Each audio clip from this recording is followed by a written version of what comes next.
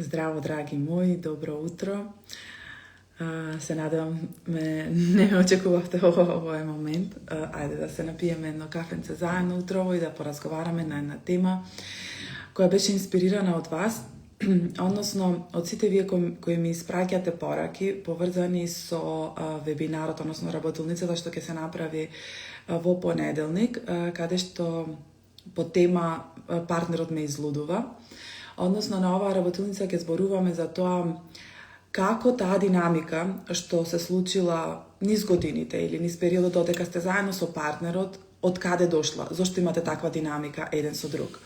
И дали влечите од детство или тоа сте го создале поради вашиот однос.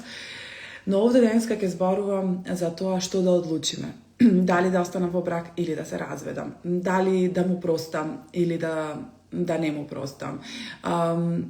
Дали да разговараме по инаков начин со него. Значи, добро утро, Јасминка, здраво. Денеска ќе зборуваме за тоа каква одлука да донесиме, ама тоа може да биде и во било која тема. Може да биде тоа дали да се преселам, дали да го повторно разговарам со моите родители. Значи, било која тема, дали да се вратам во старото друштво, дали да купам нешто или да не купам, да се запишам на некоја едукација или не. Значи, ова може да биде поврзано со се. Како да одлучуваме во животот?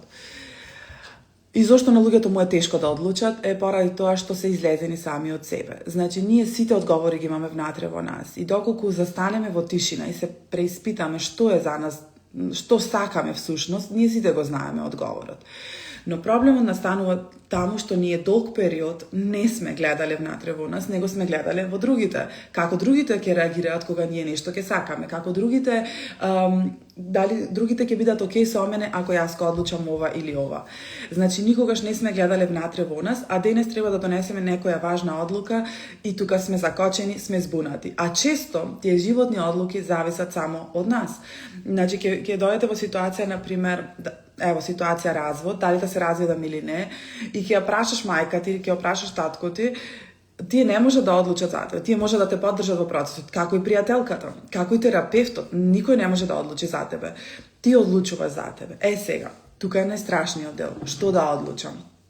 Зошто се плашиме од одлуката? Затоа што не сакаме да се најдеме во ситуација дека ние сме направиле избор кој не водел во лош пат.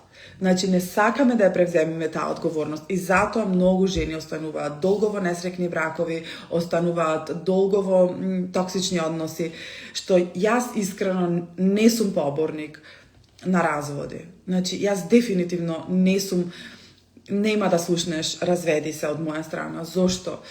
Мислам, нема да ти кажам ни остани, како терапевт не давам ни совети, но ако го земам моето лично мислење, јас не сум поборник да се одма разведиш доколку не го дадеш максимумот. Јас не сум поборник да се одма разделиш од некоја личност, да заминеш негде ако не си го дала максимумот.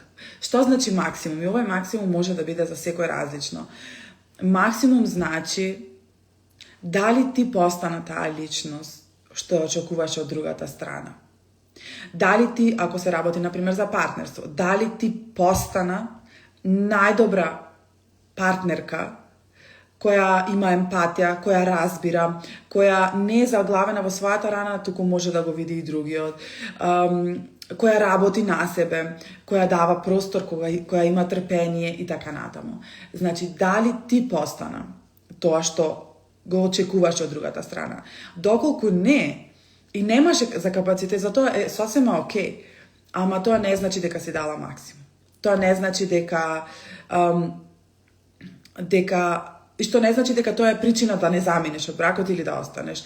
Значи, повторно одлучуваш ти сама. Но, јас секогаш гледам да го дадеш својот максимум. Зошто? Затоа што кога ќе одиме на тој принцип, ќе го дадам мојот максимум пред да излезам од оваа врска, освен тоа што ќе ни се намали таа вина ако одлучиме нешто, од друга страна, ќе ни даде една голема платформа за креативност. Значи, ќе постанеме креативни како на друг начин да се однесуваме со партнерот, како на друг начин да го гледаме. Јас, според мене, најголемата промена, и во моите терапии, и кај мене лично, и со луѓето со кои работам еден на еден, најголемата промена во односи се случува кога на едната личност и се менува сликата за другиот внатре во неа, без ништо надвор да промени. Доколку јас и мојот партнер сум го гледала со презир, како може тој со мене така да се однесува, безобразен, арогантен и било како, но колку така сум го гледала и тој став сум го држала за него и ја променам таа внатрешна енергија према него и размислувам и него не му е лесно и тој сака да се осети сакан и виден. Ова му е одбранбен механизам. Тој не е толку арогантен колку што ја поставува таа маска за да се заштити или било што ќе ја промени од внатре сликата за него. Тогаш кога ќе се промени таа слика, ти и поинаку се однесуваш. И тоа и се чувствува од другата страна, значи се променува тоа јадро. Ама доколку не можеш да разбереш, ти ќе излезеш од таа врска и ќе влезеш во друга и повторно нема да разбереш зошто некој така се однесува. Доколку ја немаш таа радозналост да видиш од другата страна. И тоа е таа свесност што ја развиваме кај нас. Тоа е таа самосвесност и свесност за целата ситуација, затоа што јас и на работилниците кои ги правев изминатата година во Охрид и во Скопје, му потенцирав нешто на девојките кои ги остави така малку збунати и имаше разговор каде што разговаравме во однос на партнерски односи, како јас, како тој, па им кажав доколку еден од двајцата е свесен и работи на себе, е одговорен и за другиот. Што не значи да ја носиш неговата тежина, но вашата динамика ќе зависи од тебе. Ќе зависи, значи ти ќе го водиш правецот, доколку си. И често ќе кажа жените, не сега само јас ќе се борам, тој ништо нема да прави. Тоа не е така. Доколку го промениме ставот према партнерот, нормално, овде зборуваме за нормални услови, не услови каде што партнерот има пореметување на личноста, биполарна или депресивна и во тие ситуации можеме да му помогнеме, но сепак тука треба една додатна поддршка. Или зависност каде што не сака да ја освести и така натаму, значи не одиме во екстремни, него зборуваме во едни нормални услови каде што има простор затоа што видете. Значи, сведок сум на можеби моментално 10 бракови кои не функционираат поради, народски кажано, инат. Или его. Не затоа што двајцата не се сакаат, не затоа што немаат заедничка визија, не затоа што немаат заеднички планови, немаат заеднички спомени, него дали се изгубиле по пат, па сега другиот го обвинуваат, или е преголемо егото, преголема несвесност да едноставно го земаат бракот како изговор да се полнат со адреналин. Тоа е тоа што го заклучувам во сегашната слика за многу клиенти или луѓе со кои се среќавам. Значи, луѓе, немој да го правите тоа. Има друг начин. Значи, постои живот каде што нема драма и можеме да бидеме среќни. Постои живот каде што не мора постојано да биде партнерот причина да ние бидеме жртва.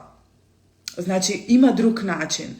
Наместо да ја трошите енергијата во тоа како тој што направил, фокусирајте се на себе како јас ќе станам личноста што сакам да бидам. Затоа што тој не дојде во твојот, или овде зборувам за двајцата, не дојде во твојот живот за ти да го менуваш или да кажуваш по твој правила како да биде. Или да само да се вклопува во твојата слика. Не. Ти градиш свој пат, тој гради свој пат и вие се надополнувате и си помагате вашите патишта да бидат побогати. Ништо друго. Никој никого не го поседува. И затоа денес постои време во историјата каде што семејствата обстануваат само поради една причина. Доколку двајца луѓе се среќни, заедно задоволни. Значи, денес веќе не постои она што, мислам, многу помалце, и затоа има многу разводи, Не постои, не обстанува бракот поради децата, поради црквата, поради семејството, пошироко, поради комшиите, поради... Не. Денес бракот обстанува доколку двајца луѓе се среќни. Тоа од една страна е фантастично и тоа треба така да биде. Ама од друга страна има голема негативност, затоа што луѓето се со помала толеранција, а со поголеми стандарди и очекувања. Јас сметам дека еден однос, дали е брак или не брак, еден однос помеѓу маж и жена, девојка, момче, е свет.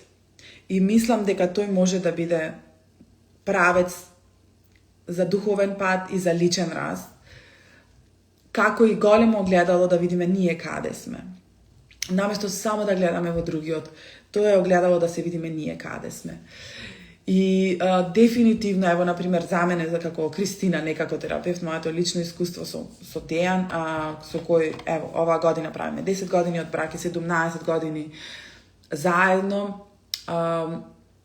каде што, можам да речем, од самиот почеток живееме заедно и можеш поблиску да го видиш еден човек. Мислам дека имам доволно евиденција да кажам дека самиот брак или самиот наш однос беше платформа за мој личен раст и инекција да јас одам во некој правец, да се развивам на себе. Така можете сите вие да го земете тоа. Да, постојат различни услови, каде што, како што кажав, постојат и екстремни услови, каде што сте малтретирани психички и физички, но сепак, за да бидете вие жртва на таква ситуација, нешто се случило во вас да вие тоа го дозволите. И тоа може денес да престане. И сум сведочила на многу ситуации каде што бракот се променал поради тоа што една личност се променала. Односно, доколку била жртва, повеќе не е жртва. И често оди во позитивен правец. Често другиот гледа дека веќе нема, како што викаме, сме тенџерче и поклопче. Веќе нема тенџерче што пасува на моето поклопче. Значи, веќе другата личност не е жртва што јас можам да ја малтретирам. Него има граници, има свој став, заљубена е во себе, гледа во друг правец наместо само во мене и така натаму. И тука сте и причинител да и тој исто така погледне во себе, се промени, има друга динамика во односот. И дека сум сведок сум на многу промени од една динамика која била со години во друга, каде што почнуваат да гледаат вистинските вредности, да ги гледаат вистинските цели, да не бидат едниот на другиот мајка или татко, туку да излезат од своите рани и како двајца зрели личности гледаат напред во визија. И тоа се случувало многу често и тоа е плод на потоа на голема љубов, на среќни деца и среќно семејство. И возможно е тоа. И затоа јас не сакам да се популаризира тоа западното дека ајде, не ти одговара брзо друг брак, ајде, следен брак и така натаму. Можеш. И многу викаат дека денеска толку брзо се менува свеста дека еден партнер не е доволно да пораснеш, но ти ако со твојот партнер не си пораснала, не си го надраснала, не си научила, зошто заминуваш? Нормално, ако тоа не е опасно по твојот живот и по твојата психа. И да, тенка е линијата која да се направи промената, но да се вратиме на темата што да одлучам. Па вака, кога се работи за одлука, било каква, има една метода која мене феноменално ми служи. Првенствено е да одреден период бидам во тишина. Да се повлечам од сите, затоа што многу често нашите одлуки зависат од мислењето на другите. Една реченица што е рекла другарка ми, една реченица што е рекол тој, или како тој ќе ми влијае понатаму и така натаму, манипулации, стравови и така натаму. Но, за да донесеме права одлука, првенствено препорачувам да се вратиме во тишина. Еден одреден период да медитираме, да се вратиме или да се молиме. Едното, јас ќе снимам видео на тема молитва или медитација, па за тие што сте збунати, што одбивате медитација поради религиозни причини или што не сте можеби во молитва поради тоа што сте се одвоиле од духовноста, не религиозноста, значи духовноста. ќе го направиме тоа, ќе ви објаснам јас како гледам на таа ситуација. Значи, повлечете се во себе, повлечете се во тоа што сакам и може тоа да биде секојдневно 15 минутна тишина со едно прашање. Кој е мојот пат? Што треба да направам? И само останете тоа да лебди во воздух. Верувајте, одговорот ќе го добиете. Верувајте на било каков начин. Дали тоа ќе биде реклама, дали ќе ви каже пријателката, дали ќе прочитате нешто, дали, значи одговорот ќе го добиете и тука ќе го почувствувате дека тоа е така. Првенствено тоа да се вратите во себе и да сватите дека сте поддржани. Друго, да направите една листа ама таа листа ја правите во ситуација кога сте после медитација, например, кога сте малку на повисока вибрација, затоа што доколку сте на ниска вибрација, изнервирани, тогаш ќе напишете се негативно, ама во една неутрална состојба, каде што сте радознали. Ево, ако не знам што е најдобро за мене, ајде да запишам се што знам, па ајде ќе видиме во кој правец одиме. Значи, прво правиме една листа што е за, а што е против вашата одлука. За било што, дали за факултет, дали за едукација, дали за развод, дали за патување, дали за селење, дали за било што. Дали да останам или да заминам, дали да го направам ова или ова. Значи, што е за, а што е против. Сега, ќе ги напишете сите параметри што се за и против и од тие два списоци ќе изберете едно што ви е најважно. И тоа ќе биде еден знак во кој правец сакате да одите. Друго, значи повлекување во тишина, да себе се слушниме, а не другите, правење оваква листа и третото нешто што ви го препорачувам, односно што ќе ви го наметнам како уверување е дека нема погрешна одлука, дека луѓето прават грешка и мислат дека сгрешиле што одлучиле затоа што тие одлучуваат едно, а оставаат фокус на друго. Значи, вака. Ајде малку ќе одам подлабоко во темава. Веќе од 1600 година, кога се донесени законите, Њутновите закони на физиката, кога се развила физиката и кога се донесле тие 3 Њутнова закона, меѓу кои едниот гласи дека доколку сакаме да направиме промена, значи ако сакаме да поместиме нешто или да направиме промена, треба да внесиме сила, напор, и доколку тој објект е поголема сила, и доколку сакаме побрзо да се движи, уште поголема сила. И во тој момент ќе добиеме и против сила од другата страна. Значи, тоа е еден од 3 Њутнови закони, односно 2, каде што ни кажува дека ние треба да вложиме сила за нешто да се промени. Сега, ако сметаме дека ситуацијата, ево, ќе земам бракот, ама може да биде било што, ситуацијата во бракот е тешка, ние мислиме дека треба да вложиме многу повеќе сила.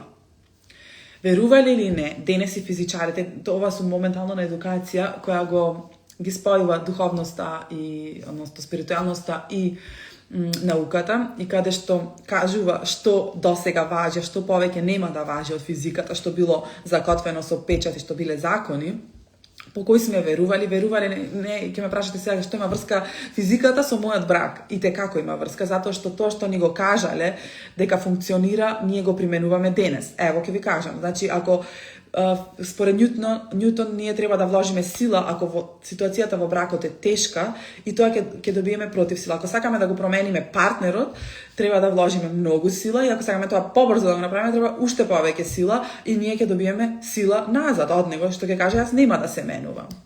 Ама тоа не функционира така. Значи повеќе не се водиме по Њутновата физика, по нормалната физика, класичната, него се водиме по квантната физика, каде што вика дека фокусот променува, а не силата. И вие заприметете, доколку сте во некоја ситуација, например, не знам, се тегните со детето сега да се облече на брзина за во градинка или да оди побрзо и вие давате напор и нервоза и сила и тоа не оди. Кога е со сила не оди, тоа денес е докажано. Мислам и можете да го примените во ваша пракса.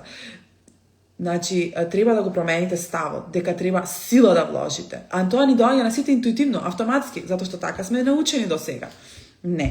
Не вложуваме сила. Вложуваме фокус. И доколку сакаме да направиме промена, и да одлучиме нешто, ние само ставаме фокус на тоа што сме одлучиле. Забораваме дека можело да има и друга опција. И да, овај момент е најтежок. Например, и зошто викам јас, не излегувај од брак доколку сама не се потковаш со алати, каде што кога ќе излезиш, ќе имаш капацитет да се држиш на твојата одлука. Затоа што дали е тоа исправна одлука и дали ти ќе успееш понатаму, зависи исклучиво само од твојот поглед на тоа.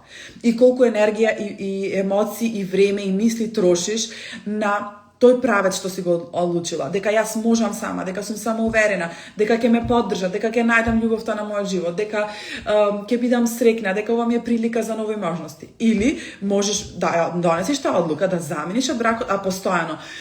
Мама, јас уште го сакам, ама што колку ни беше убаво, ама ние бевме таму и таму на одмор, ама тој е добар татко, ама ова, ама не.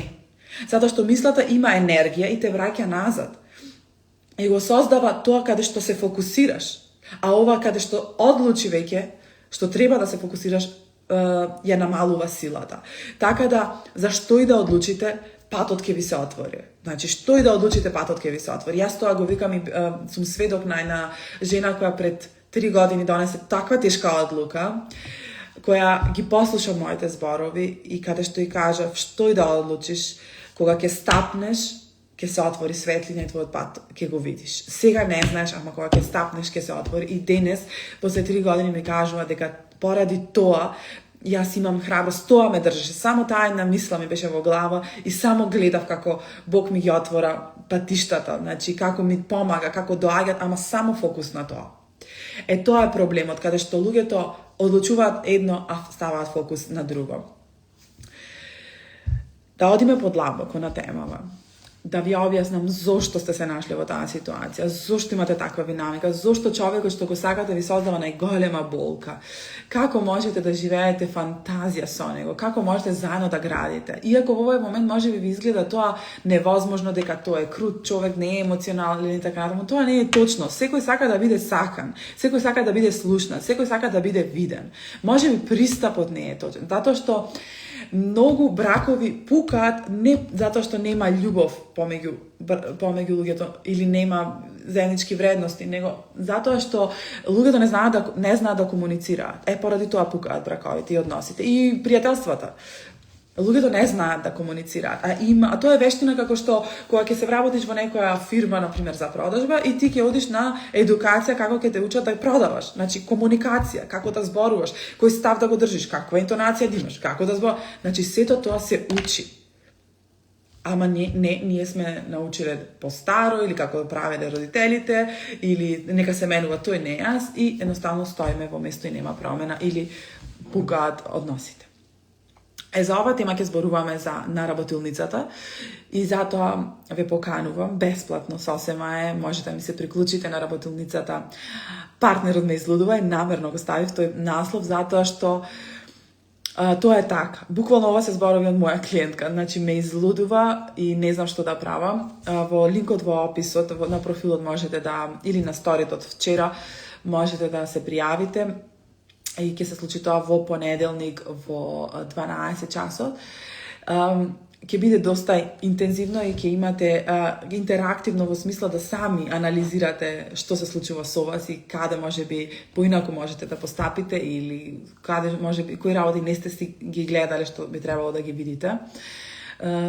Така да мислам дека ќе ви даде многу олеснување, ќе ви даде визија, ќе ви даде отворен ум и нова перспектива како можете да пристапите со животот.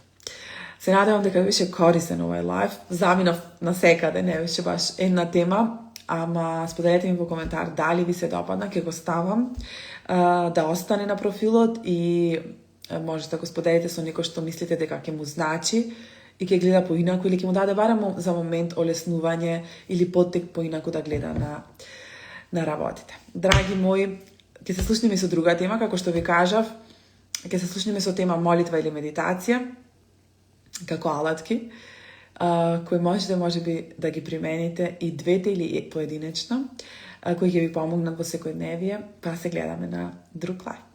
Чао, чао. Благодарам.